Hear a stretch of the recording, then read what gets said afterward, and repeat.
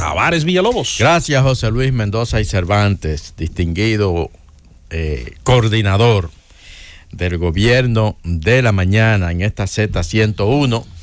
El saludo para todo el equipo del gobierno de la mañana.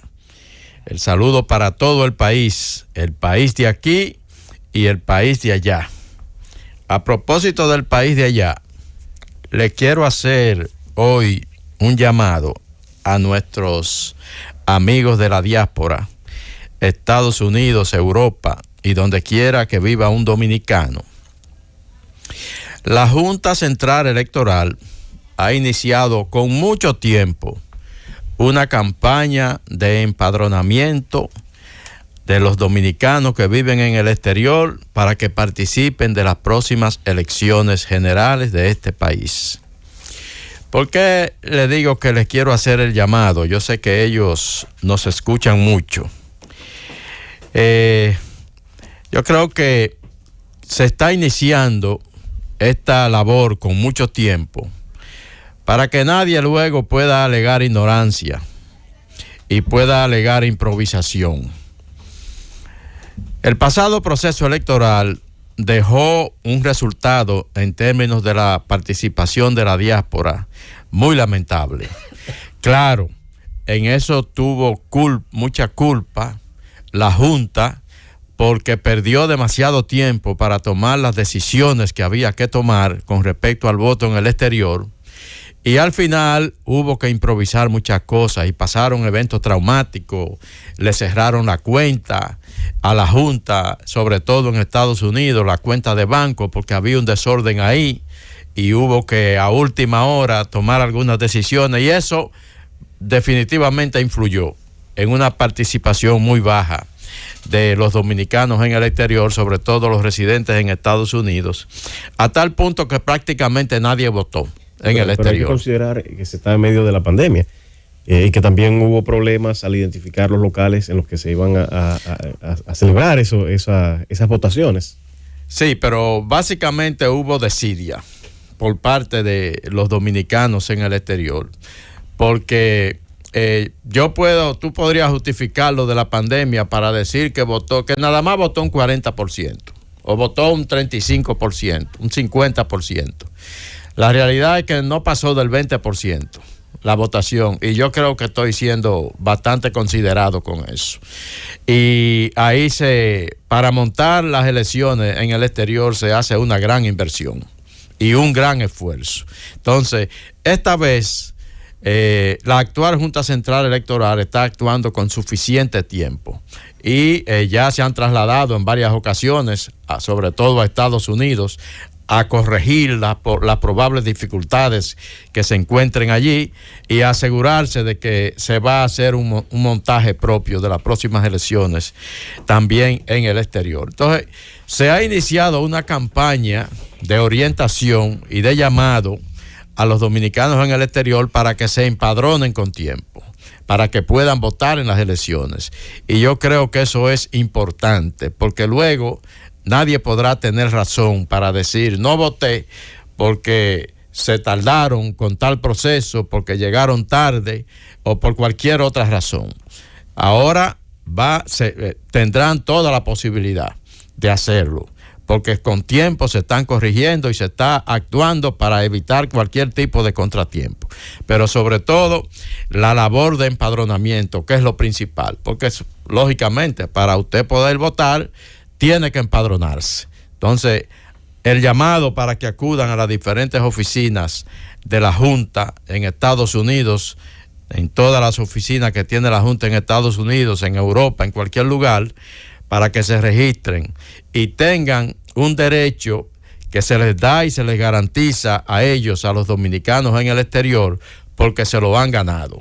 No es una concesión gratuita, es porque se han ganado ese derecho, de la misma manera que se han ganado el derecho a estar representados con los diputados en ultramar y otras decisiones importantes que se han tomado en el país para reconocer a los dominicanos en el exterior. Pero ellos tienen que aprovechar esos derechos que se les reconocen y participar sobre todo en las elecciones de este país, porque los dominicanos viven por allá y le dicen dominicanos ausentes, pero yo siempre he insistido en que están tan presentes en la vida de la República Dominicana como cualquiera de los que vivimos aquí, por una razón muy sencilla.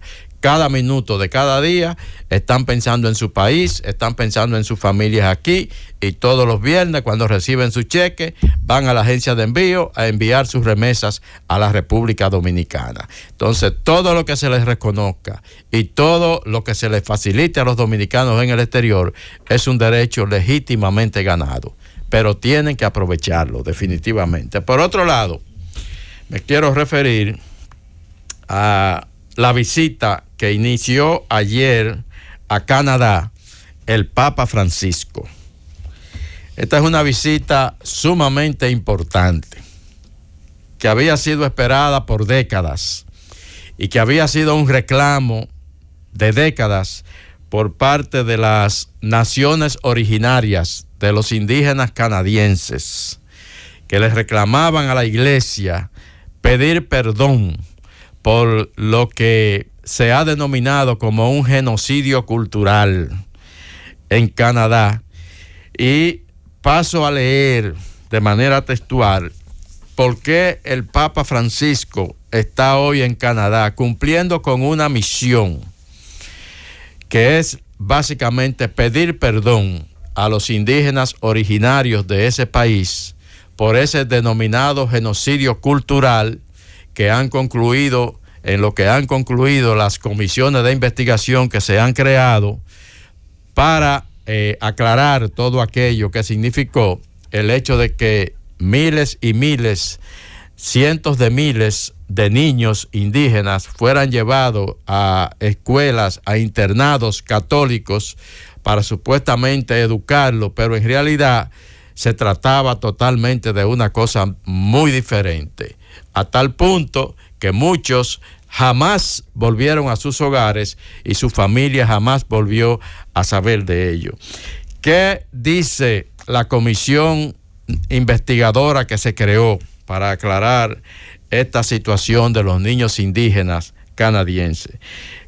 Cito textualmente: estas medidas eran parte de una política coherente para eliminar a los aborígenes como pueblos diferentes y asimilarlos en la mayoría de la sociedad canadiense en contra de su voluntad. El gobierno de Canadá aplicó esta política de genocidio cultural porque deseaba separarse de las obligaciones legales y financieras con los pueblos aborígenes y obtener el control sobre sus tierras y recursos. Concluye ese informe de una comisión investigadora. Entonces, ¿cuál fue el proceso para conseguir esas metas que se fijó sobre todo la sociedad anglo-francona canadiense? Bueno, sacar al indio del niño, matar al indio en el niño, internando a esos niños en escuelas supuestamente especiales para educarlos, pero en realidad escuelas donde se les prohibía totalmente hablar su idioma, practicar su cultura, cualquier tipo de vestigio que significara una conexión con sus comunidades originarias. Ahí hubo mucho abuso de todo tipo, físico, sexual. Muchos de esos niños murieron, miles murieron. Sus familias nunca se enteraron, fueron enterrados incluso en fosas comunes sin ningún tipo de identificación. Sí. Y todo eso ha salido a la luz definitivamente. Entonces, se había estado solicitando a la Iglesia Católica, pero no a la Iglesia Católica canadiense, que a regañadientes, después de décadas de negarse, bueno, pues aceptó disculparse con las comunidades indígenas, sino que se requería que el Vaticano en sí mismo asumiera la responsabilidad por esto denominado como un genocidio cultural. El Papa Francisco recibió el año pasado en el Vaticano a una comisión representativa de esas tribus originarias del Canadá en el Vaticano y se comprometió con ellos a viajar al Canadá y pedir perdón sobre terrenos canadienses y sobre los territorios que ocupan esas tribus indígenas, y eso es precisamente lo que está haciendo a partir de hoy el Papa Francisco, con un recorrido de más de 20,000 kilómetros, y durante 6 días estará reuniéndose con todas esas tribus originarias del Canadá y estará personalmente pidiéndole perdón. Ha dicho el Papa a los periodistas que le acompañaban en su viaje de más de 10 horas desde el Vaticano hasta el aeropuerto de Edmonton, allá en Canadá, donde les recibió el primer ministro Justin Trudeau y les recibió una comisión también de esas tribus originarias.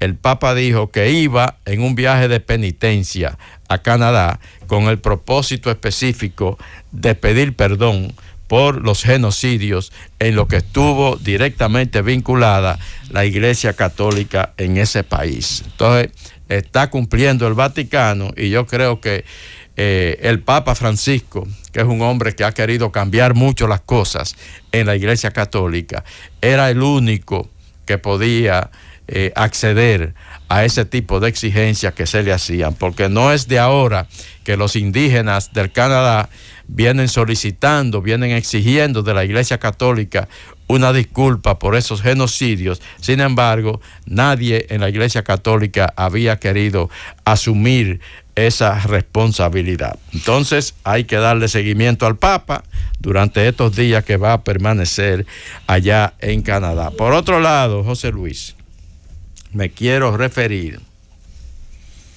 al asesinato esta semana, creo que fue el viernes, de un hijo del expresidente Porfirio Lobo en Honduras, en un atentado perpetrado con el propósito específico de darle muerte a ese ciudadano, al señor Said Lobo, hijo del expresidente Porfirio Lobo. No fue un asunto de que agarraron a un grupo para atracarlo y le iban a robar y en medio de la situación resultó muerto. No, lo ubicaron en un lugar de diversión allá en Tegucigalpa, Honduras, le esperaron que saliera y cuando salió junto a unos amigos lo interceptaron su vehículo, lo sacaron del mismo, lo colocaron contra la pared y allí un comando vestido con uniformes uniformes de lo que utilizan las fuerzas policiales especiales de Honduras, los acribillaron con ametralladoras y le dieron muerte en el acto.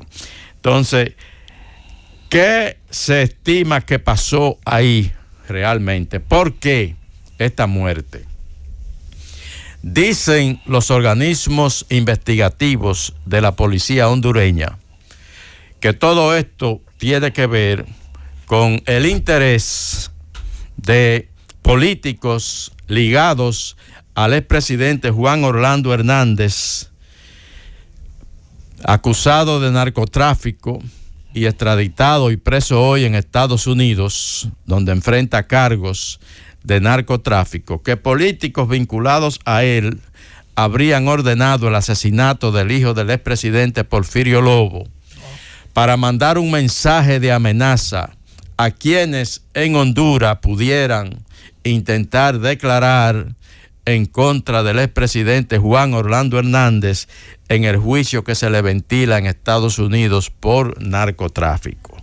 Que eso fue una acción para amedrentar, pero mucho más aún, ¿quiénes fueron los sicarios que ejecutaron la acción?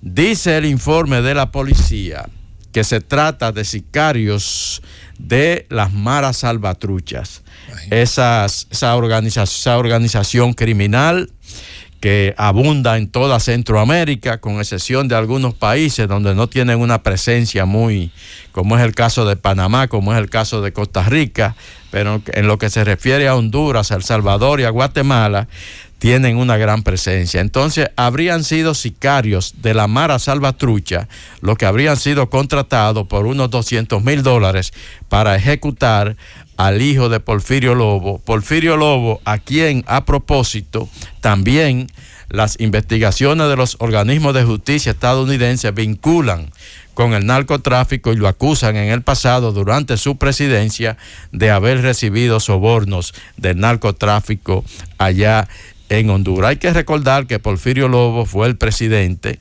que sustituyó al destituido Manuel Zelaya. Exacto. Diría yo, no destituido, sino sufrió un golpe de estado Manuel Zelaya, y luego vinieron unas elecciones ahí un poco amañadas, donde resultó electo Porfirio Lobo, que gobernó Honduras entre el 2010 y el 2014. Hay que recordar que cuando se produce su elección, que América Latina entera la rechazaba, él vino aquí a República Dominicana, fue recibido por el presidente Leonel Fernández en el Palacio Nacional, y quedó claro que Leonel lo recibió como un pedimento de Estados Unidos, porque en ese entonces Leonel era uno de los presidentes de más reputación en la América Latina, y Estados Unidos solicitó que Leonel, así es como se ha quedado eso más o menos notificado, Estados Unidos solicitó a Leonel Fernández que recibiera a Porfirio Lobo como una forma de que América Latina comenzara a aceptarlo como el presidente electo de Honduras. Pero en definitiva, con respecto a este asesinato, la conclusión hasta ahora de los organismos de investigación de Honduras es que se trató de un elemento de amedrentamiento a cualquiera que ose o que se le ocurra pensar en declarar en contra de Juan Orlando Hernández en el juicio que se le ventila en Nueva York por narcotráfico, y que habría sido ejecutado por pandilleros de la Mara Salvatrucha. Llévatelo, Cundo.